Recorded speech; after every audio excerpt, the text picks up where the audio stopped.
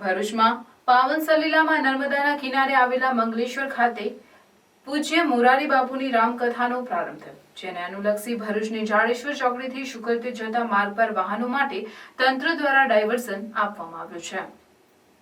શ્રી રામકથા સાંભળવા માટે રોજ 30,000થી વધારે લોકો ઉમટી પડવાની સંભાવના હોવાથી ટ્રાફિક જામ ન થાય તે માટે તંત્ર દ્વારા જાહેરનામું બહાર પાડવામાં આવ્યું છે। ભરૂચથી મંગલેશ્વર તરફ વાહનો આવી શકશે તથા શુકલતીર્થથી ભરૂચ જવાના વાહનોનો રૂટ બંધ કરી નિકોરા, શુકલતીર્થ, જનોરથી નબીપુર થઈ ભરૂચ તરફ જઈ શકશે। પરત ફરવા માટે વાહન ચાલકોએ આ રૂટનો ઉપયોગ કરવાનો રહેશે। મંગલેશ્વર, શુકલતીર્થથી ભરૂચ જવા માટે વન વે જાહેર કરાયો છે। જાડેશ્વરથી શુકલતીર્થ તરફ આવતા વાહનોનો રૂટ બંધ રહેશે।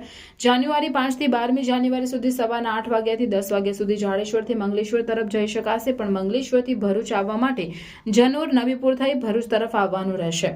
આ દિવસો દરમિયાન બપોરના 1 થી 3 વાગ્યા સુધી વાહનો મંગલેશ્વરથી ભરૂચ જઈ શકશે। ભરૂચથી મંગલેશ્વર, શુકલતીર્થ જવા નબીપુરથી જનોર જઈ શકશે। તારીખ 4 થી 12 દરમિયાન જાડેશ્વર ચોકડીથી શુકલતીર્થ તરફ જતા તમામ ભારદારી વાહનોની અવરજવર પર પ્રતિબંધ ફરમાવી દેવામાં આવ્યો છે। ડાયવર્ઝન અંગેના જાહેરનામાનો ભંગ કરનારાઓ સામે ગુજરાત પોલીસ અધિનિયમ 1951ની કલમ 131 હેઠળ કાર્યવાહી કરવામાં આવશે।